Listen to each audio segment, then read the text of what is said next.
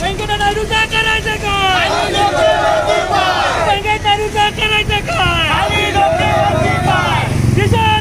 निषेध असो.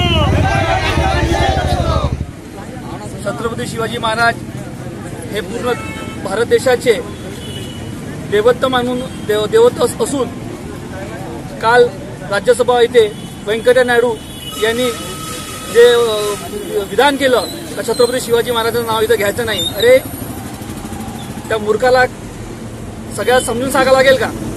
हा तो फक्त तो भवन महाराजा नसून हा महाराष्ट्र का अख्खा हिंदुस्थान छत्रपती शिवाजी महाराजांचा असून त्यांचं नाव न घ्यायचं बंदी घालायचं याचा आम्ही शिवसेनेतर्फे निषेध करतो.